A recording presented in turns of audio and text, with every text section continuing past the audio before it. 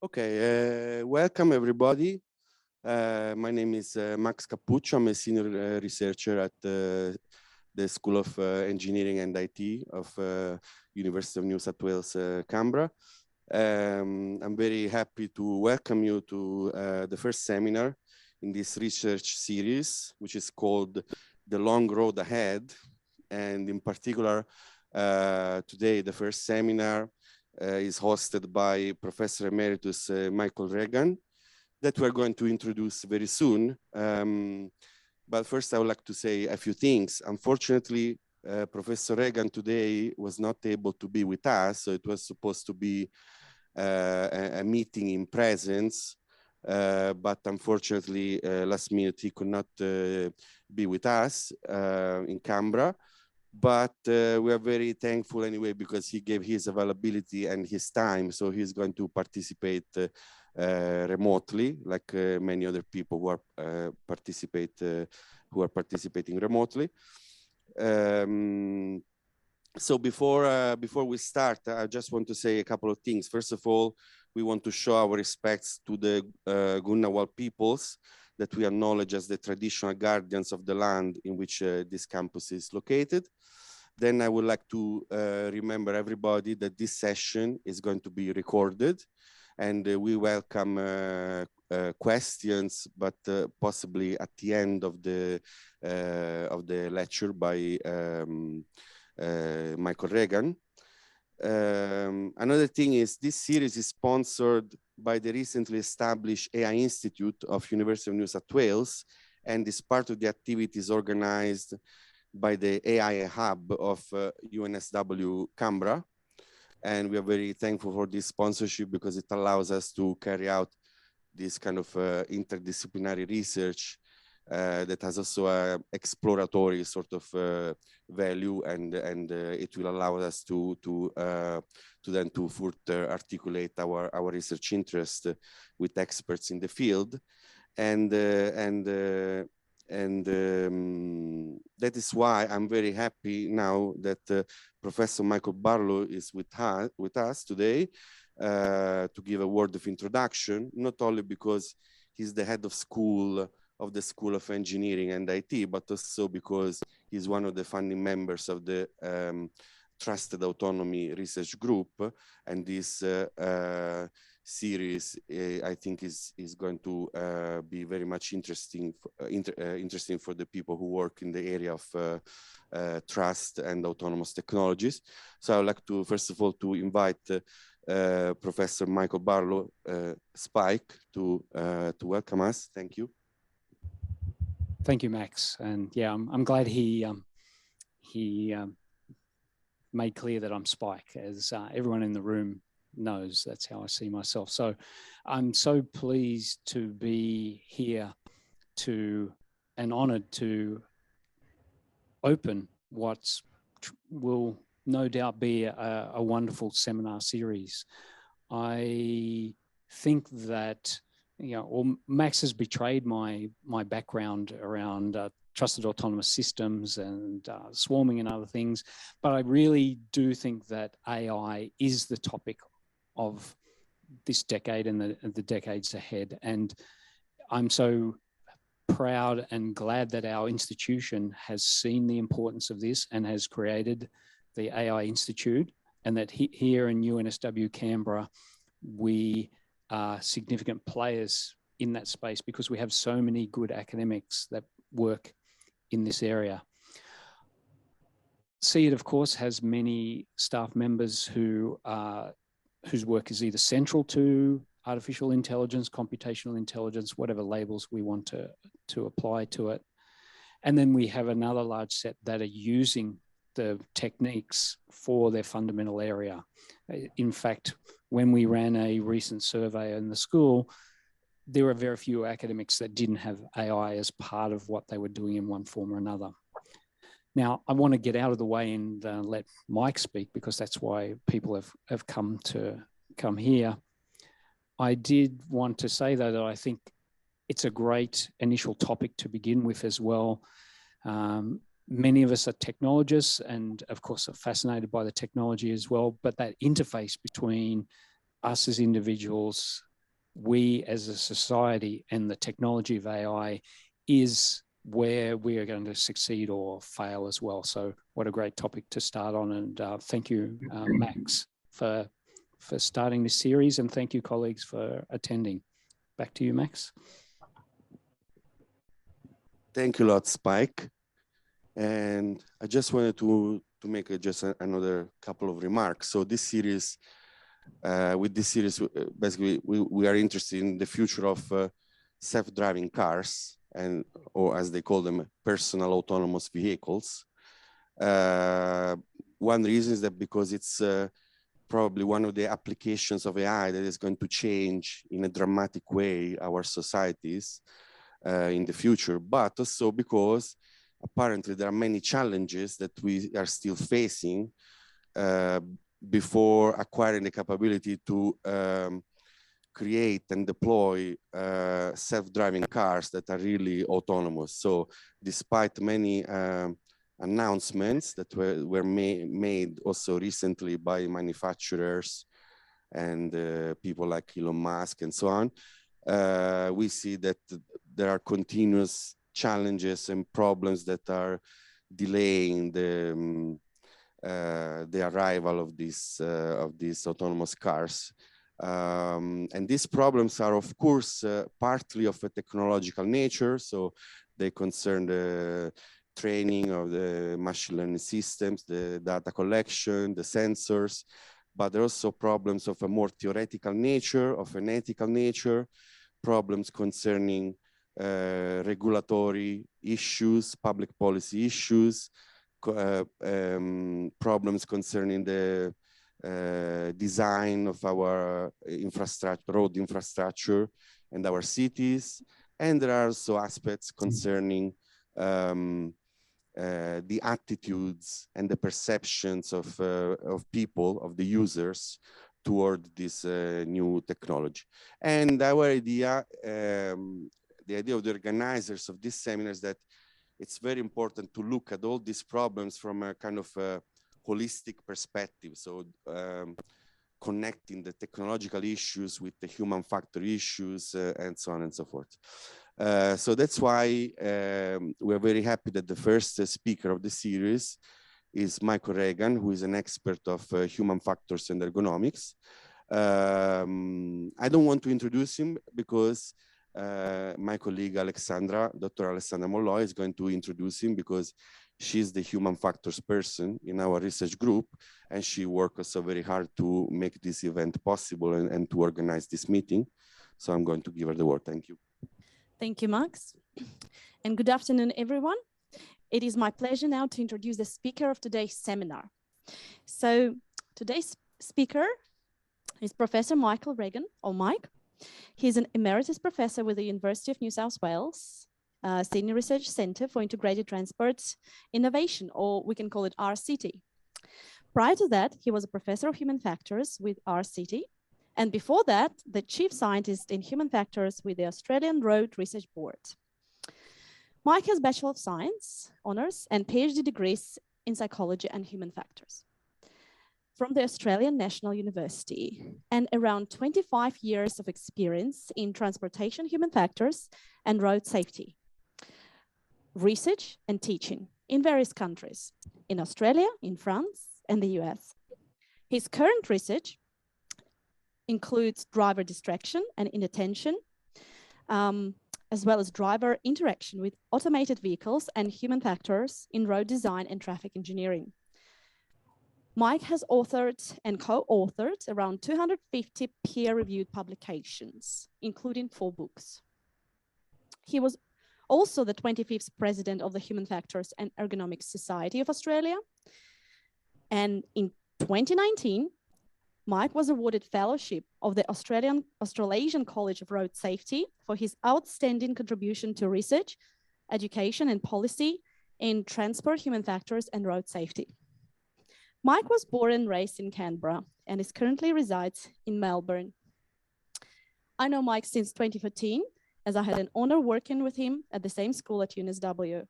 And even before, I heard of Mike from my UK advisor at the University of Nottingham as a very experienced and professional human factors expert. On this note, Mike, I'm passing the virtual microphone to start the seminar. Well, thank you very much, Alexandra, for that very kind invitation and those very kind words, which I confess I wrote myself. And thank you to Max and Spike as well.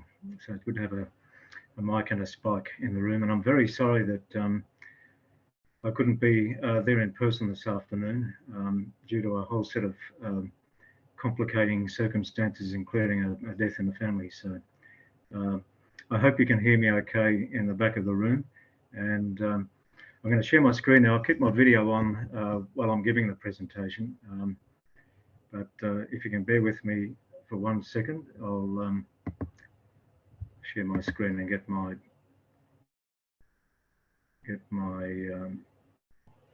PowerPoint presentation going. So can someone please confirm that they can see my screen and that it all looks good?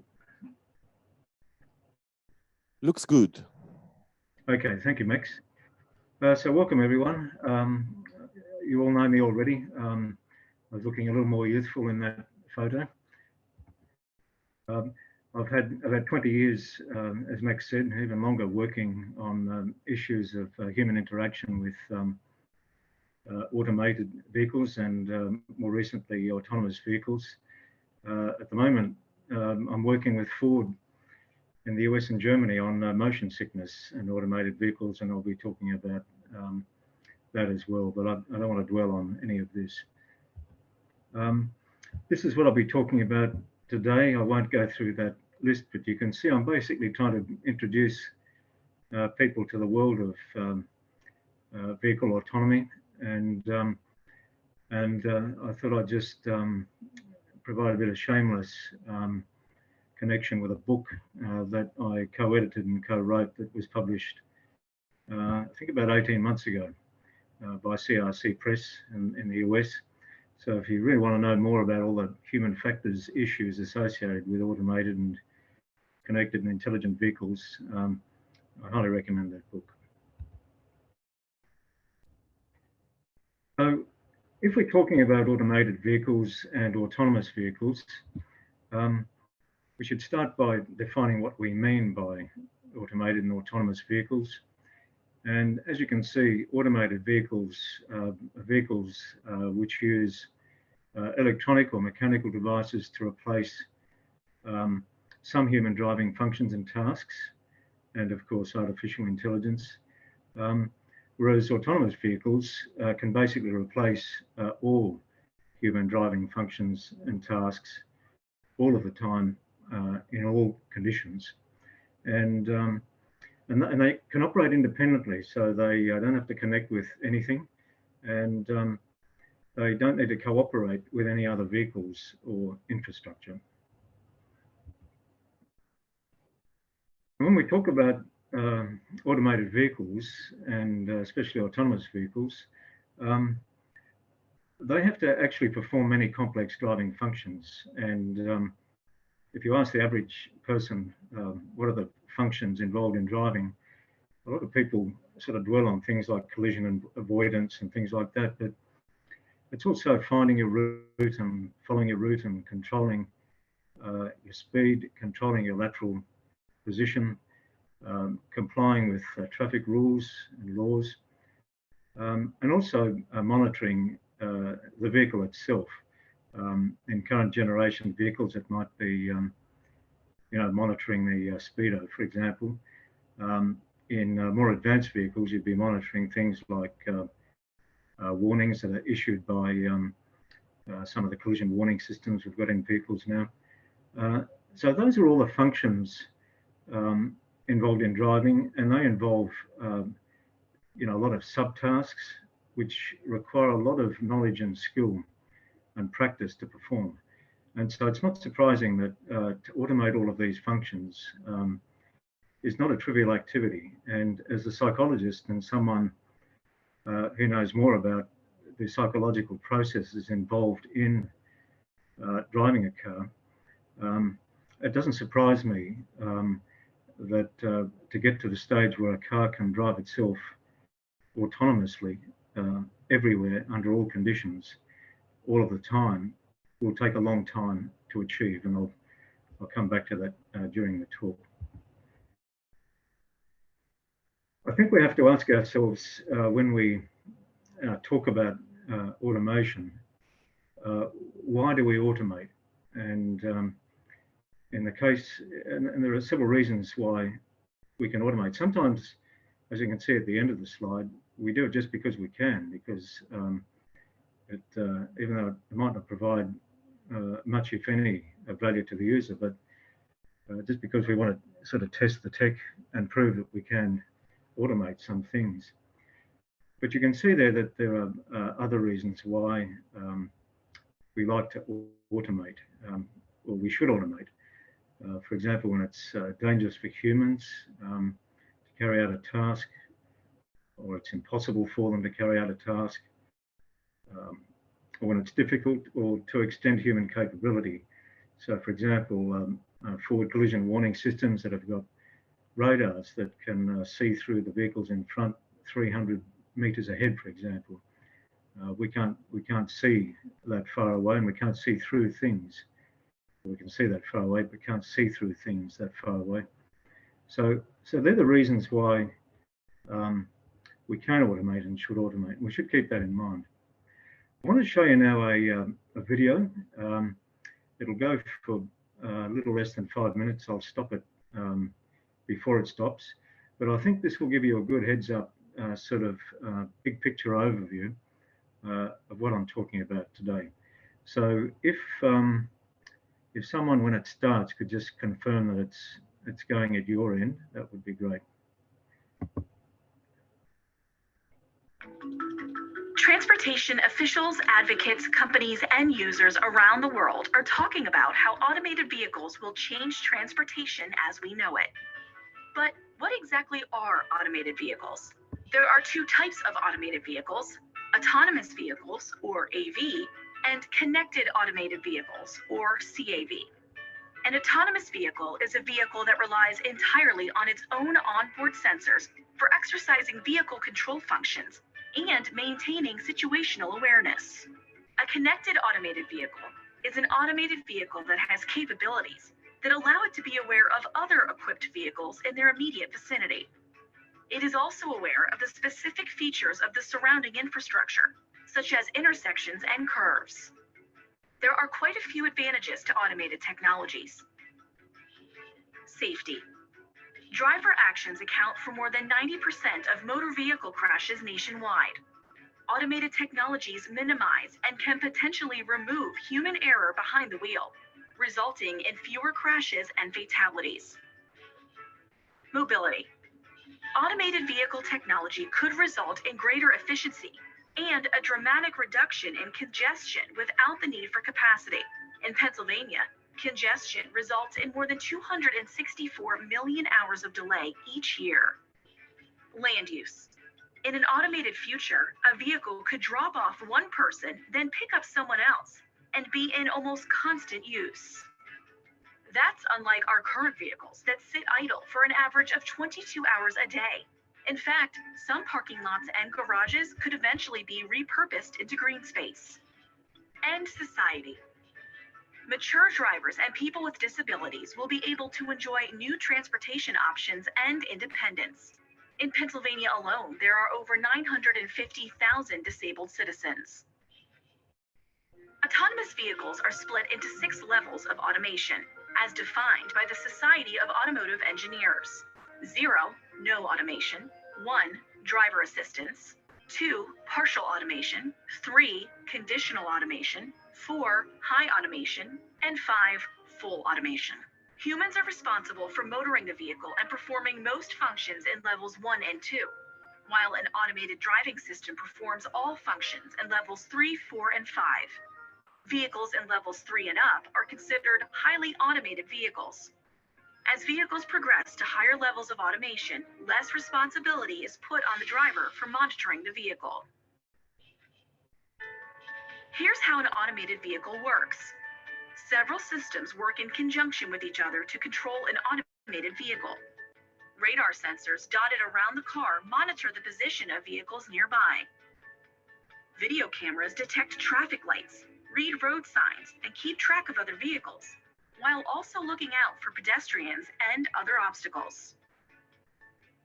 Light detection and ranging sensors, that is, LiDAR sensors, help to detect the edges of roads and identify lane markings by bouncing pulses of light off the car's surroundings. Ultrasonic sensors in the wheels can detect the position of curbs and other vehicles when parking. Finally, a central computer analyzes all the data from the various sensors to manipulate the steering, acceleration, and braking. Here's how connected technologies work. Connected vehicles are vehicles that use many different communication technologies to communicate with the driver, with other cars on the road, that is, vehicle to vehicle or V2V with roadside infrastructure, vehicle to infrastructure or V2I, and with the cloud. This technology can be used to not only improve vehicle safety, but also to improve vehicle efficiency and commute times. With these technologies entering the transportation landscape, many stakeholders are looking at how to prepare. Pennsylvania and PennDOT, the State Department of Transportation, have been established as leaders and Okay, I'm going to stop it there and continue with the presentation. Can someone please confirm that they can see the slide? We can. Levels of Okay. automation. Excellent, thank you, Max.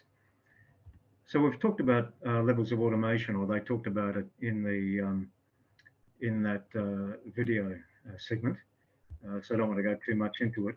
But as they said, once we get to levels 3, 4, and 5, this is where the car can, at level 3, drive itself all of the time, but only on some in some limited road environments or traffic scenarios.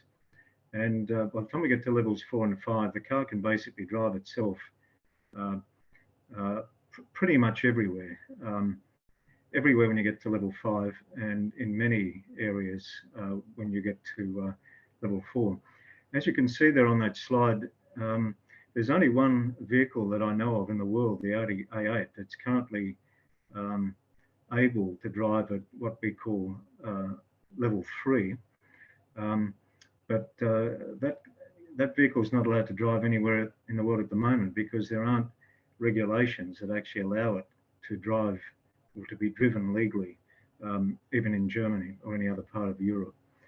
So at the moment, we don't have any level 3 vehicles on the road. Got plenty of level 2 vehicles though, with the sort of systems that some of you might be familiar with that are sitting in, and level 1 in your car. So at level 1, you've got basically what we call driver assistance systems like adaptive cruise control, lane keeping assist. And at level 2, the Society of Automotive Engineers defines level 2 automation as occurring when a car which has adaptive cruise control operates simultaneously with the lane keeping assist system on. I've actually got that in my vehicle, and I could talk for a whole day about my experiences with that system when it's been activated. So I find it quite useful, but there are sort of issues with it as well. So that's the levels, and they're very much defined by the capabilities of the vehicle rather than the degree of assistance that's provided to the driver. It's a very vehicle-centric rather than human-centric taxonomy.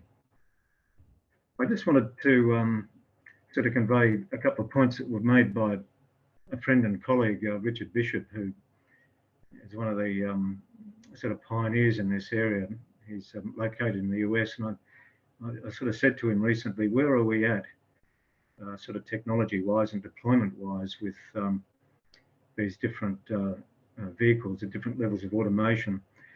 And he confirmed that, you know, level 3 is sort of where car makers are sort of at the leading edge at the moment.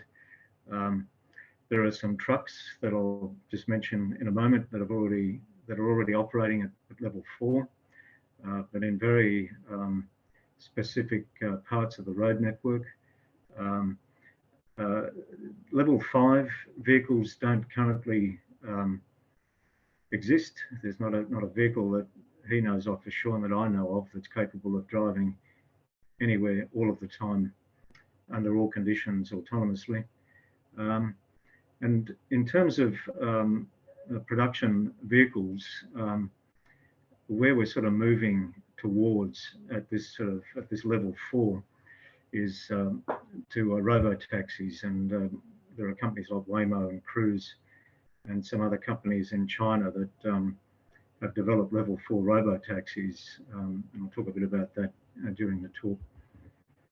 So Waymo, for example, has a ride-hailing service in the US where you can take a fully autonomous level 4 trip in Phoenix, and people can order that vehicle, which only operates on very specified routes, because it is a level 4 vehicle, not a level 5 vehicle. And you can order it like an Uber using the Waymo app, and it'll take you to where you want to go. And there's no driver in it. And I mentioned trucks before. Gatic trucks are beginning to operate self-driving trucks, again without a driver, in Kansas, and they're testing level 4 autonomous trucks in partnership with Walmart in Arkansas, and the idea is to be able to pick up and deliver groceries. So these level 4 vehicles, there are some out there, and there are business cases for them, but as they said in that video clip, and as I said, level 4 vehicles are only capable of operating in very defined segments of the road network, where there's a fair bit of control over environmental conditions.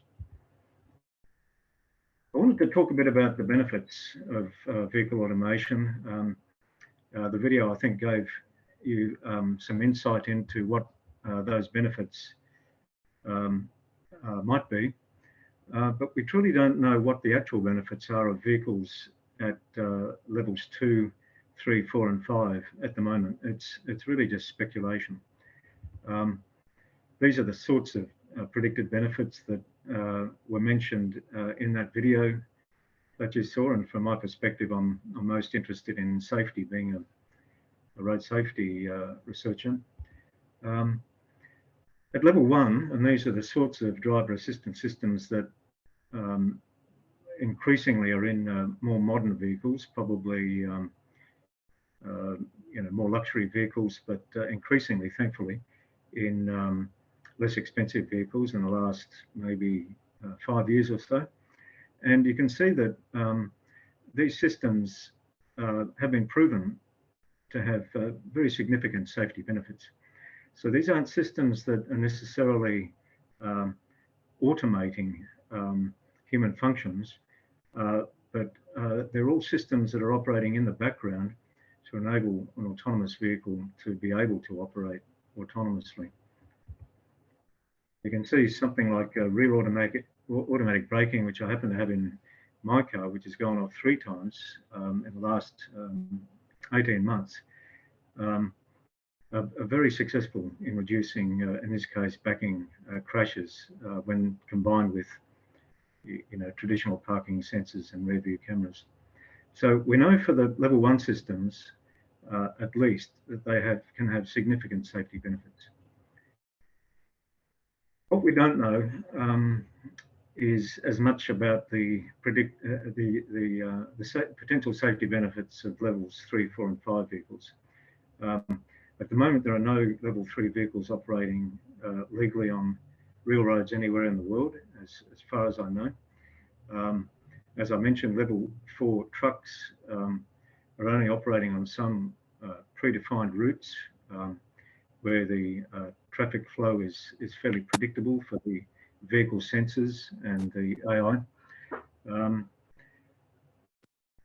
But we don't have enough level 3 and 4 vehicles operating in large enough numbers on all parts of the road network and under all weather conditions to actually know whether they will be as safe as human drivers, let alone safer. And so that's something to keep in mind when you sort of are reading the press on automated and autonomous vehicles, we really don't know what their actual safety benefits will be, even though there are claims that that they will make our roads considerably safer. And level 5 or autonomous vehicles are really still at a conceptual stage, and I'll talk a bit about that from a human perspective as we go through the talk. So in relation to safety, it's often said that human errors factor in at least 90% of crashes. That seems to be a fairly robust figure, whether you're talking about crashes and safety critical incidents on roads or in workplaces and in aviation, for example. And so there's been an assumption that's often conveyed by people that level 5 vehicles being autonomous are going to eliminate at least 90% of crashes. But for people who are in the know, it's not such a simple thing, and you've got to ask the question, will they eliminate at least 90% of crashes? Because if you make statements like that, it assumes that automated vehicles, and in particular the automated driving systems that are driving them, are going to be error-free, and that their decisions will be flawless. But we know that even some level 2 crashes have occurred because of problems with the automation. It also assumes that driverless vehicles will be able to replicate the largely crash-free performance of human drivers. But will they? We really don't know that. At the moment, there was some recent data that came out of the US that says that there's one fatality for every 5 million miles of travel that's done in the US. So one fatality for every 5 million miles of travel. So a lot of people, of course, are killed every year, and my job as a road researcher is trying to prevent them from being killed by doing research that supports countermeasure development. And the reason why lots of people are still killed is because there are lots of people, but the odds statistically of being killed are very low, in fact. And so, a driverless vehicle is going to be able to replicate that largely crash-free performance of human drivers who cooperate with each other all of the time to try to avoid crashes. And we know from aviation that humans are very good at resolving ambiguities. If we see, a child that's on one side of the road and we see a parent on the other side, we make the connect that kid could run out from, out onto the road, and we could run it down. And so we tend to sort of slow down. If we see a flock of, pigeons on the side of the road and they start flying into the air, we know that we don't have to put on our brakes suddenly to stop, because we know that the pigeons are going to scatter and that it's very unlikely that we'll hit any one of them. But can an automated vehicle know from time to time when it sees an object like a pigeon or a flock, what they will do, how they will fly? And if the vehicle decides that this is a dangerous situation, the vehicle could suddenly put on its brakes and cause a crash because the vehicle behind crashes into it. But it was totally unnecessary because the AI didn't understand, how the world works and how pigeons flock and avoid being killed by cars. And then another issue is the fact that many errors, these so-called 90% of errors, are attributable not to drivers themselves, but to bad system design in the first place, from poor road design or poor vehicle design. For example, poor human-machine interface design that confuses or distracts drivers. Visual obstructions on the road that provide inadequate sight distances and so on. And then we sort of take it a little bit further. We know that the decisions that we make as drivers are often governed by our assumptions about how other people behave. And so, you know, a AV is going to be able to read the minds of other road users. You know, sometimes we operate a bit intuitively as humans in the way we, as I've mentioned before, resolve ambiguities and sort of know. We sort of have a sixth sense for what we need to do in some situations that are potentially dangerous. But with AI, it's often a matter of sort of rote learning, and you know, to be able to get the vehicles to be able to behave intuitively like we do as humans is not going to be an easy task. And then you've got sort of issues of ethics, and I'll talk about that a little more in a moment, which need to be considered when, you know, people are programming these vehicles and in the way the algorithms work. And that itself, in itself, is a human factor that is an important one. And then sort of getting back to cooperation, it is the case that for most of the time, we cooperate with other drivers to avoid crashes, sometimes without us even realizing that we're doing that. And often when we're driving in a way that gives other people crash avoidance space in case they're going to crash. If we can see that there's going to be a crash, they're going to have a head-on collision, we could sort of back off and give them space so that the two vehicles have time to get themselves back into their own lanes. So cooperation is an important thing too. An autonomous vehicle on its own, as you saw in that video, is not connected with other vehicles. And so, you know, the future of safe driving is not going to be in autonomous vehicles alone. They will have to cooperate with other vehicles and other humans. The vehicle, the video talked a bit about connected vehicles, and you know, the point was made that you know, the future of transport is connectivity as well as autonomy. And I think the video sort of alluded to some of the additional data that can be provided to autonomous vehicle systems to improve their sort of capabilities and performance and safety. And so, you know, through connectivity, information can be provided to the vehicle that the AV sensors can't see, like black ice on the road, maybe a kilometre down the road. It can convey information about vehicles beyond the driver's immediate line of sight that you know, can't be sensed by autonomous vehicles.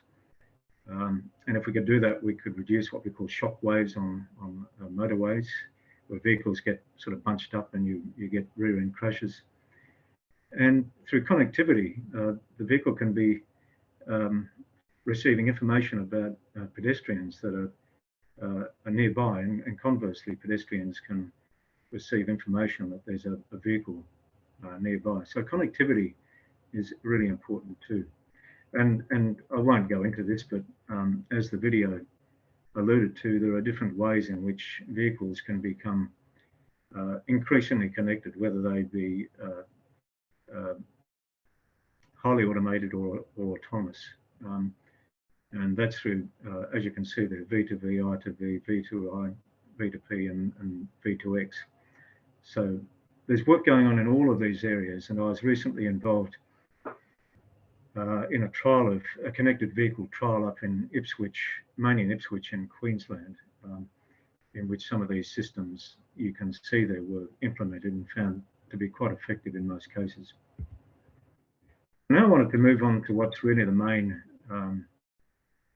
sort of part of my talk.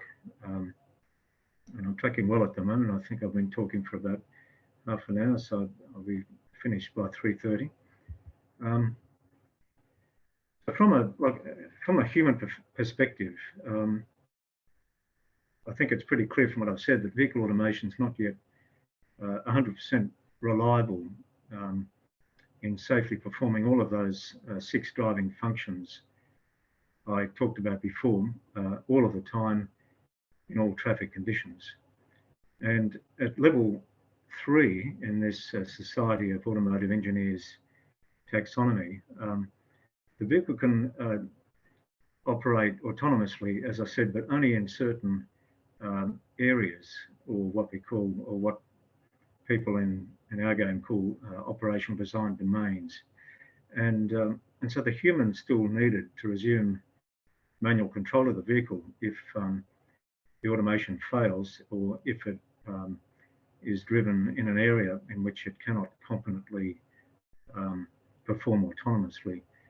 And these two factors sort of create a whole bunch of issues that are going to have to be sort of tackled as we move towards, you know, a world in which all vehicles are running around autonomously and connected.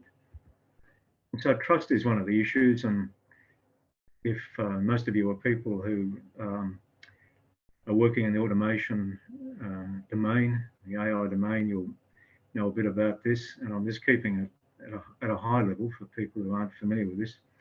But what we tend to find, and what people tend to find, and what you tend to see in the literature, is that people's trust in automation is not always that well calibrated.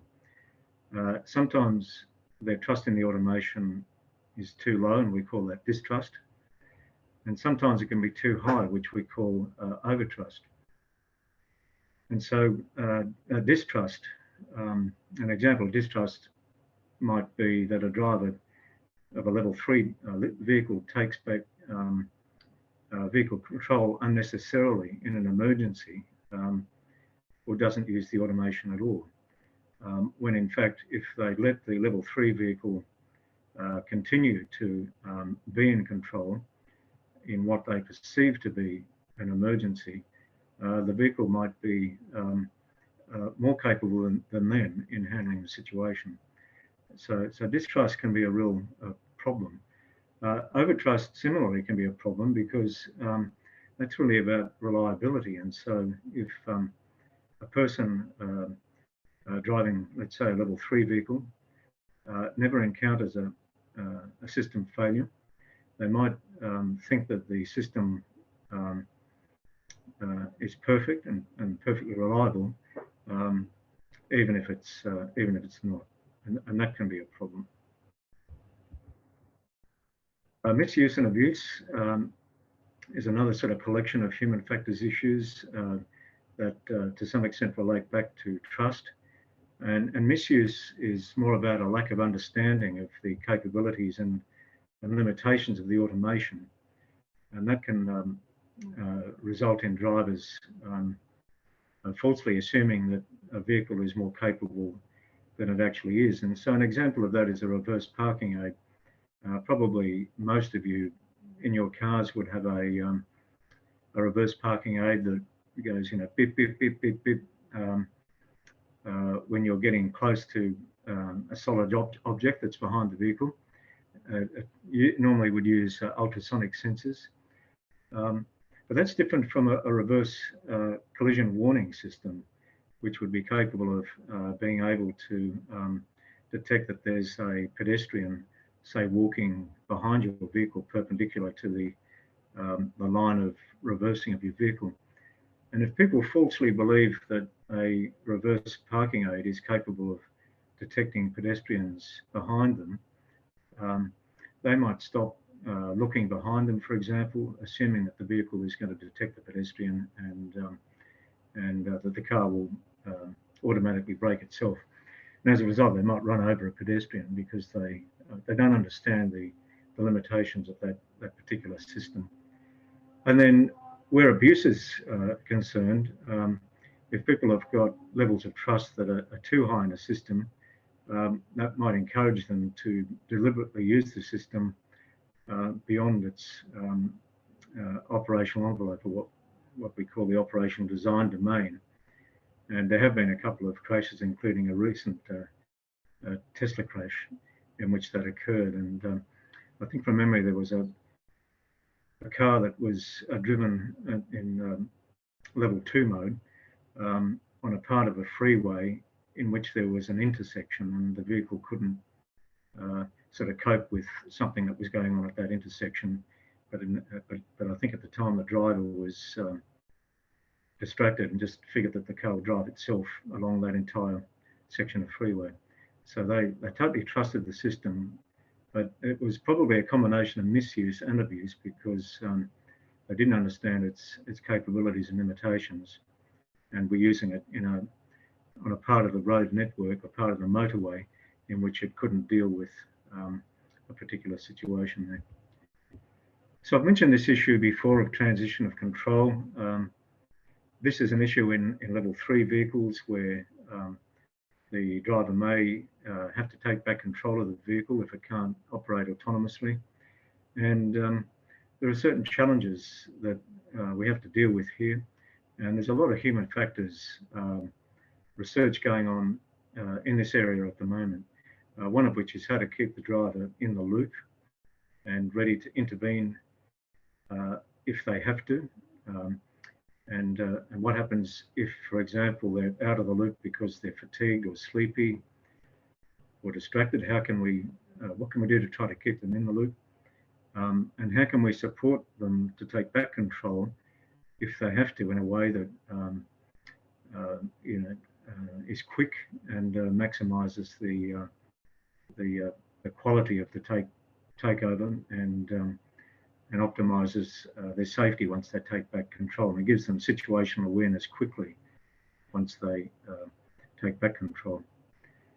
So that's an issue. And then people who've worked in aviation will understand the human factors issue of skill loss. This is an issue that we've been thinking about with vehicle autonomy. If people haven't been in manual control of a vehicle for a long period of time because they've been relying heavily on automation, we know from research that skill loss occurs fairly quickly, and it's more the perceptual and cognitive skills that we tend to lose fairly quickly. And if we do lose those skills, research shows that people become less confident in their own performance, and hence they're more likely to use the automation. And skill loss can also degrade their ability to take back control of the vehicle if they have to, and to intervene. So that's an issue that's a bit of a hot topic at the moment in human factors. Education and training is another one. I think I heard Max allude to that when he was introducing me before, and I've done a bit of work recently in this area. And what we know is that as vehicles become more automated, the role of the driver will change. And it'll change from one of being in manual control of the vehicle to being more of a supervisor of the automation. And by supervising the automation, what we're really saying is, monitoring what's happening outside the vehicle while the automation's working, and trying to see whether the automation is actually doing what it's meant to do, and to be able to sort of spot any mismatches between what's happening and how the automation's behaving. And so it's more of a supervisory role. Of course, once you get to levels 4 and 5, you don't have to worry about that because the vehicle just will drive itself. But in the interim, when we're sort of at levels 2 and 3, there are certain knowledge, skills and behaviours that are going to be required to safely operate automated vehicles and with these vehicles. And I finished some research a couple of years ago, and these are just examples from a training needs analysis and a review of the literature that we identified as important. So, for example, in terms of knowledge, we'd need to know things about like the capabilities and limitations of the systems that we're using, and the conditions under which it would be unsuitable to use the system. For example, the operational design domains in which it can't operate. In terms of skills, we need to recognise conditions that might cause failures in system performance. And in terms of behaviours, we need to be able to encourage people to be willing to use the system when it's appropriate to do so, and not to use it when it's inappropriate to do so. So quite a bit of work. We're at the very early stages of understanding what the education and training requirements are for automated vehicles. I talked before about cooperation and the fact that in manually driven vehicles, drivers cooperate with each other. We signal our intentions to each other, and we cooperate in ways to avoid crashes. And that's, as I said, why crashes are statistically quite rare events. And so, when we think about autonomous vehicles, as I said, we can't think of them as performing in isolation. And I think the connectivity is critically important, because without connectivity of the kind I talked about, there won't be communication between vehicles and vehicles, and vehicles and pedestrians, and vehicles and infrastructure in ways that will, keep situational awareness going between the vehicles themselves. Of course, if drivers don't accept automation, if they don't think that it's reliable or useful or satisfying to use, then they won't use it, or they might misuse or abuse it. And if that's the case, then the technology has been a waste of time. It won't have any safety or other benefits. So, as technical people, you can develop the best system in the world, but if people don't use it or abuse it or misuse it, it won't have the benefits that you want it to have. So, so designing these systems in a way that makes them acceptable is critically important.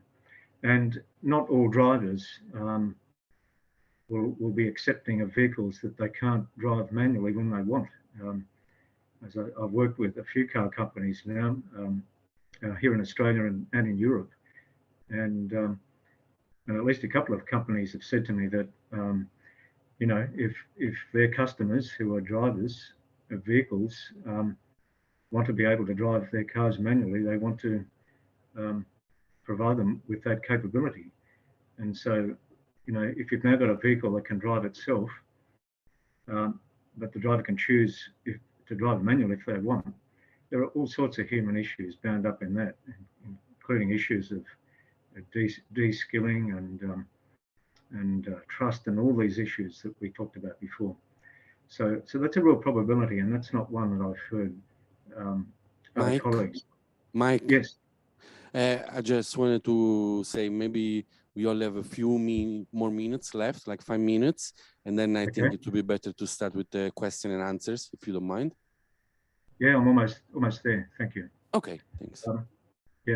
Because we started, I think, almost 2:45, so I've only had about 40 minutes so far.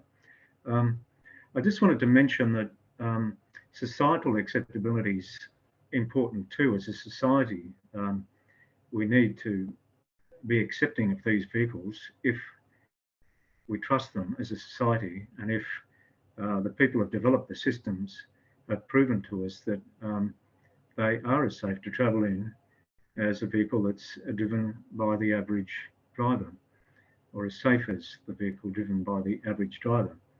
And so I've actually led a couple of surveys that were run a few years ago. I think a more recent survey has been done, but I doubt whether the findings will be all that different, because we've been pretty slow to transition to level 5, and we're not there at the moment, as I've said.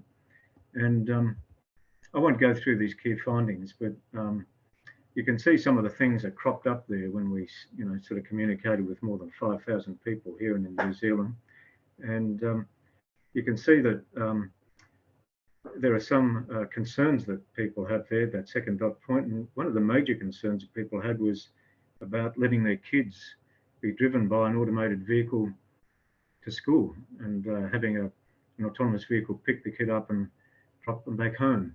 Because, and you can understand that they would have that concern at this stage in the development of these systems, because they're not out there, they haven't experienced them, and they don't know what's their capabilities and limitations. And here are just a few more findings, and you can check these out after, because this is being recorded and you'll have access to these slides. Let's skip this one. I'd mentioned ethical issues before, and you've probably heard about this trolley problem, how to design decision algorithms in the face of an inevitable crash. And Bonifon and some colleagues posed to a group of people some alternative autonomous vehicle algorithms for controlling an imminent crash. And an example was a driver's approaching a bunch of pedestrians. The crash is inevitable. Should the vehicle drive into the pedestrians and kill them, or should it veer off the road and kill the occupant of the vehicle itself? And most of the people opted for what they consider a utilitarian design option to minimize the number of injuries to all parties. But when they were asked if they bought a car, would they want it programmed to minimize total injuries or protect its occupant or occupants at all costs, they preferred that it protect the occupant at all costs, and disapproved of governments mandating the utilitarian option. So all these ethical issues are ones that are complex ones that need to be resolved as well. Finally, I just want to mention that motion sickness is predicted to be an issue in autonomous vehicles. As you can see, it's predicted that up to 10% of American adults will experience motion sickness because they're not in control of the vehicle, and there's a mismatch between what they're seeing and what they're feeling through the vestibular system. And so I'm actually doing some work at the moment with Ford, with the Australian Research Council on this very issue. I just wanted to finish off in the last couple of minutes by just reiterating that, you know, apart from the human issues I've talked about, there are some technical challenges.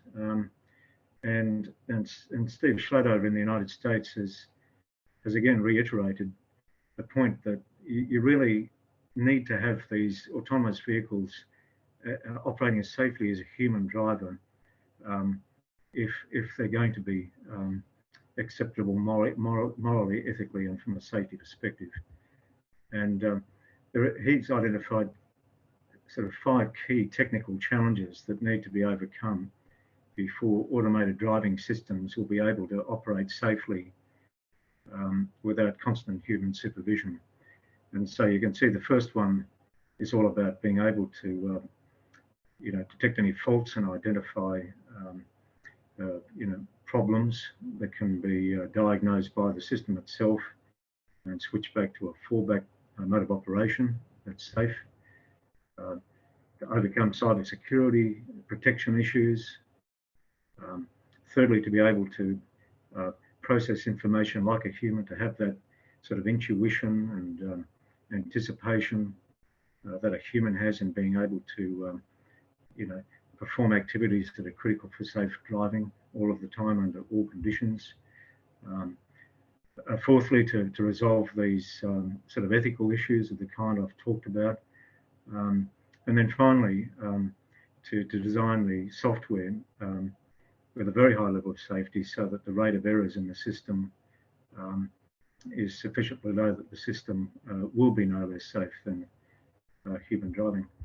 So just in conclusion, because I'm on time now, I think it's 3:30. Automated and autonomous vehicles, I think, do have significant potential to improve safety and mobility and provide other benefits, but the actual benefits of highly automated vehicles are currently unknown for the reasons I've stated. And there are quite a few human and technical challenges we need to overcome before at least autonomous vehicles are going to be as safe to drive in as vehicles driven currently by the average human driver.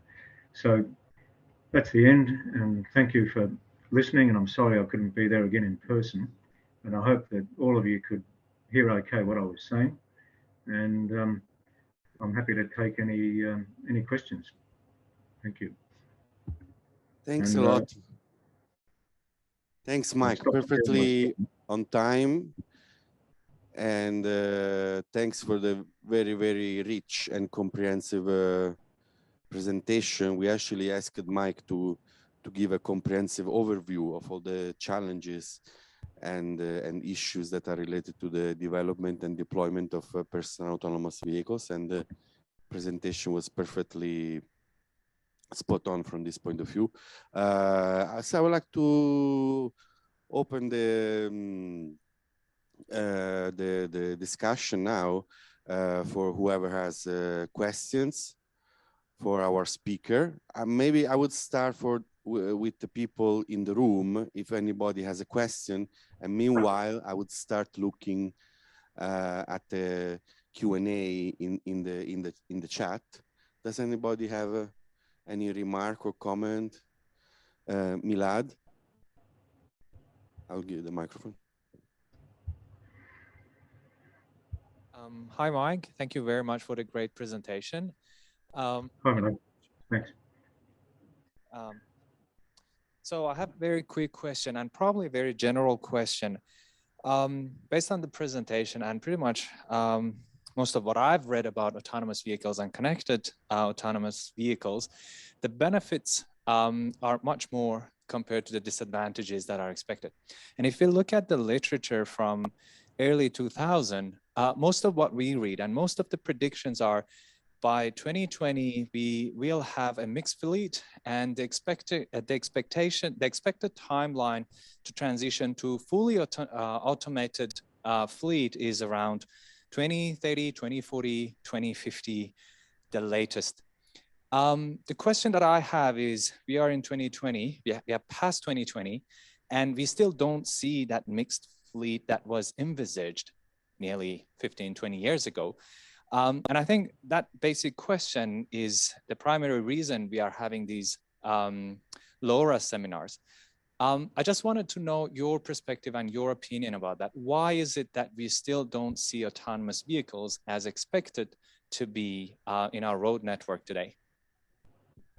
Yeah, I think it's a great question, Milan, and a very timely one too, because I just finished reading this morning, actually, a really great article that I can send you a link to. It was a Bloomberg article, and it's also a podcast, and it was basically addressing that very issue. It was in fact making the point that the people who've been in the business of developing automatic driving systems and striving to develop level 5 vehicles have spent like a total of $100 million US dollars.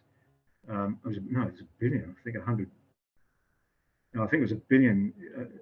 No, it was 100 or 200 million US dollars or something like that. A very large amount of money, and yet we still don't have autonomous vehicles out on the road. And the return, they said, for the whatever it was, 100 million, 200 million, $1 billion was about $1 million, or almost close to nothing.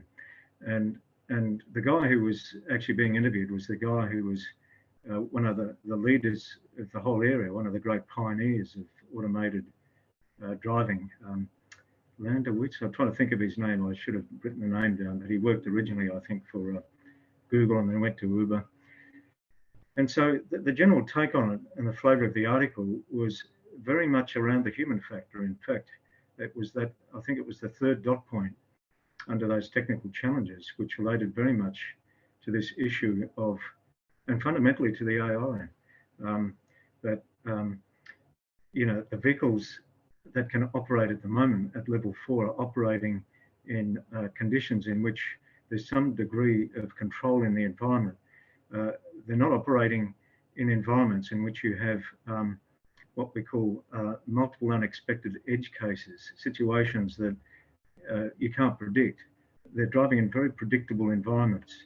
And so those ones, so automated vehicles operating in those more predictable environments for which there's a business case have been relatively successful. And mining is a great example of that. In mines in Western Australia and other parts of the world, there are vehicles that have been operating autonomously for almost 2 decades.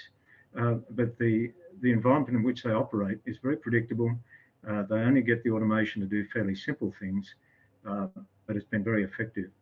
But I think the simple answer to your question that came out of that article is that it's all the things that humans can do and the ambiguities they can resolve and the edge cases they can deal with that make humans superior drivers at the moment when compared to vehicles being driven by algorithms. And I think that is the major hurdle that we need to get through in being able to get these vehicles out on the road. And I think there'll be many people who would agree with that, along with those other sort of technical issues. But that is one of the major human factors that I've talked about. You know, being able to anticipate what's going to happen, expect the unexpected, and that's why you've still got in commercial aircraft at least one or normally two pilots that are sitting there. The vehicle can fly itself. The automation can fly an Airbus A380 all the way from here to San Francisco, but all of the edge cases, as they call them, the unexpected things that could happen, can't be predicted in advance. So they've still got a human there as a backup. And this is what has happened as autonomous cars are being developed. There's been a human there as a backup.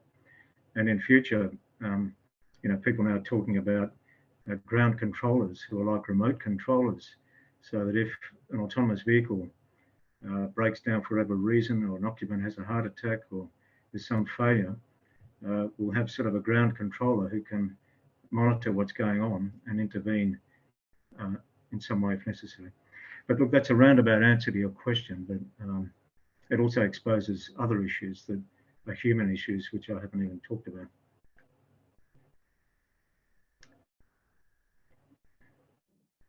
Okay, thanks.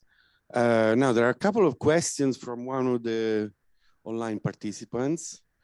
Both of them are from Eduardo Benitez Sandoval, who actually, he's also one of the organizers. I could either read these questions, or maybe I can invite Eduardo to ask them by himself if he's readily available. Otherwise, I will just start asking the questions. So the first one is about, oh, here we have Eduardo. I will unmute him. Hi, everybody. Can you hear me? Yes.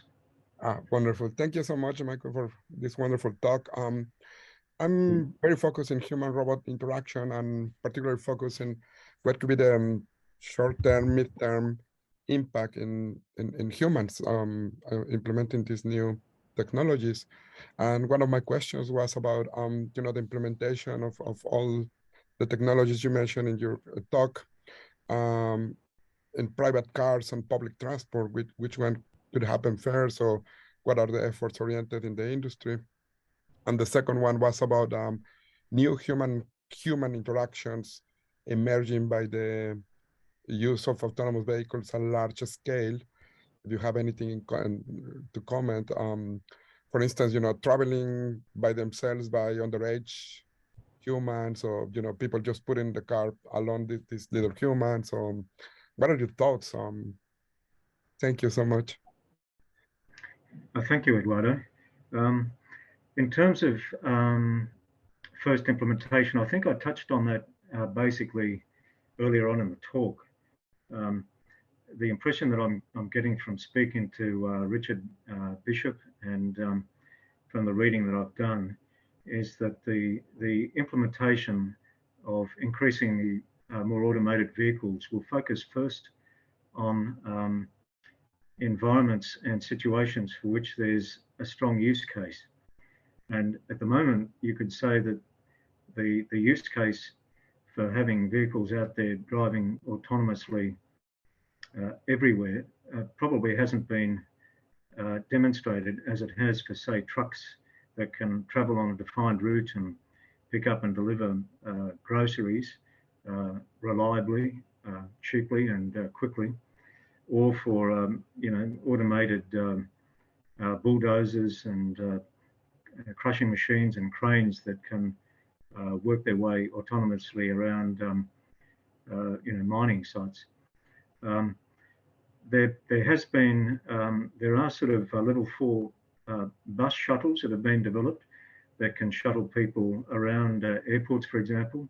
So that's an example of one of the earliest implementation of level 4 vehicles. They don't have a driver, but it's easier when you've got vehicles, again, in an area where the environment is highly regulated, as around the perimeter of airports, and in which you've got very strict measures and procedures in place to avoid conflicts between vehicles and aircraft.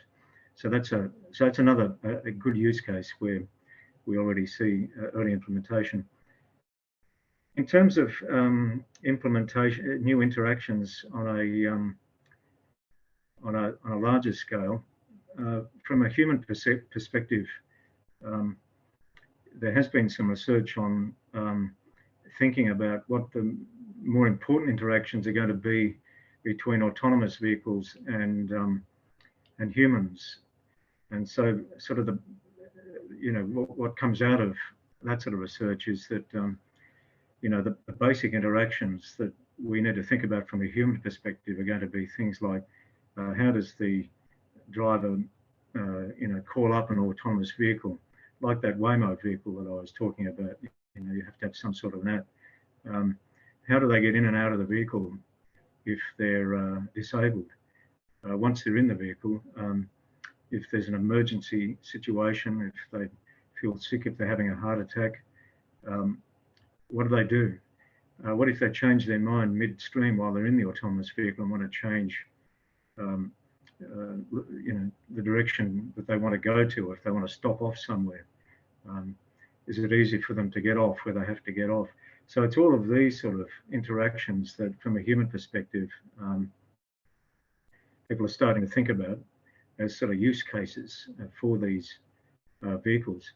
The sort of interactions that I talked about, I think I touched more broadly at a macro level on the sorts of interactions that we need to be thinking about when autonomous vehicles are out there in the real world, and they're interacting with other people and with other vehicles. And again, in the human factors world, we call this external HMI rather than internal HMI. And what that means is, how do we design the exterior of automated vehicles in a way that they can communicate their intentions with to other vehicles and communicate their intentions to other road users? And so, for example, I've seen sort of stylized sort of pictures of autonomous vehicles with headlights which are like eyes, and so the eyes can open and shut, they can smile, and so the whole idea is that they're communicating in some way emotions and intentions to other road users.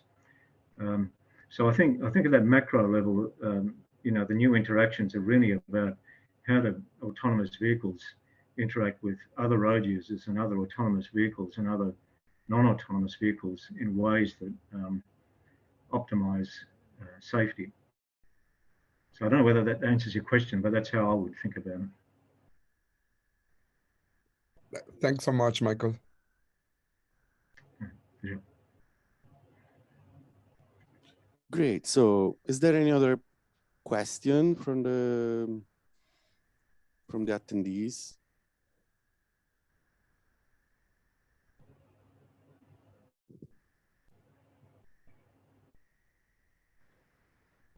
Okay, there is one question from Professor Dongmo Zhang. Thank you very much for your comprehensive talk. Different from other new technologies, such as smartphones or HPC, the development and deployment of autonomous driving heavily rely on government regulations. Do you know any progress in this aspect in Australia? Is there any special working group in the government working on it? That's a very good question. I forgot the name of the person who asked the question. Dongmo Chang. Hi, Dongmo. Thank you. It's a very Western good Sydney question. University. Thank you. It's a great question. And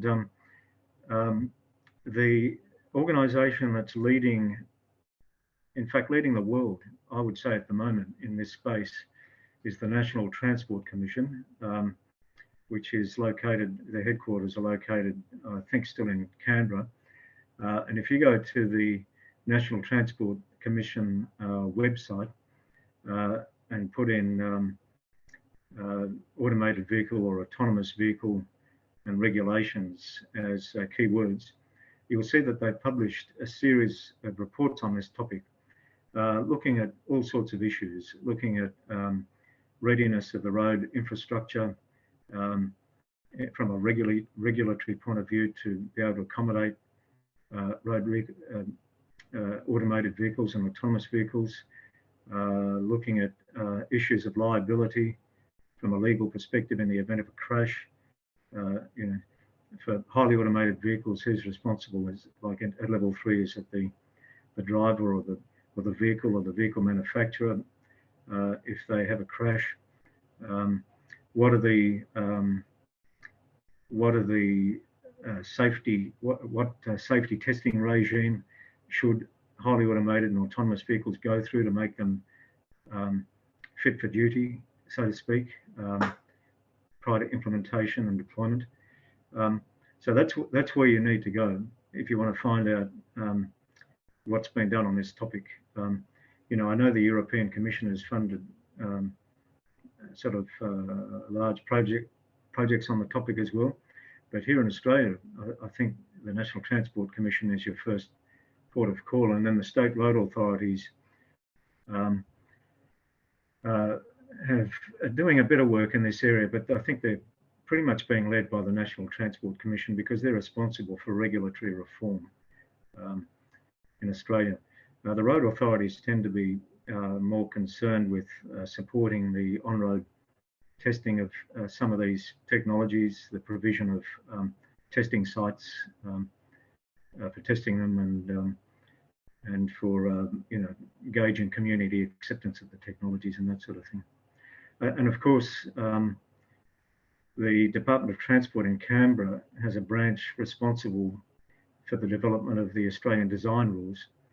And so the Australian design rules also dictate what design features current generation vehicles ought to have. And if you go to the Department of Transport website and look for Australian design rules and put in automated vehicles, you'll find some more information about other work that's been done on the in terms of the ADRs for automated vehicles.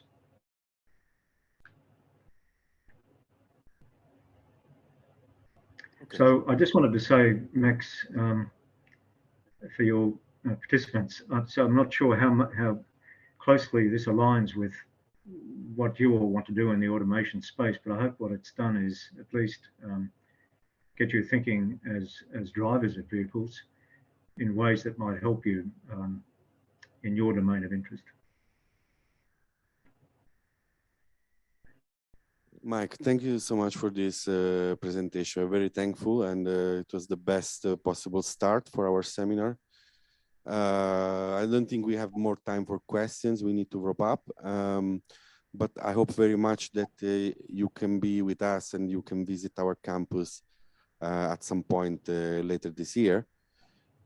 I just wanted to mention to the people who are attending that we are going to touch a number of quite different topics from different disciplinary angles through our seminar. And the next one, so roughly every 3 weeks, we are going to have a meeting. The next one is with Kurosh Koshelam, who is an associate professor in special information at the University of Melbourne. And he's going to focus more on the IT side of things, because he's going to talk about the driving scene understanding from a perspective of computer vision. So anyway, I will share the information, and I would like to invite everybody to attend if possible. Again, thank you very much for your contribution. And I would like to say to everybody, thanks for attending, and I hope to see you soon to the next seminar, and have a great day. Thank you, Mike. Thank you, Max. Thank you, everyone.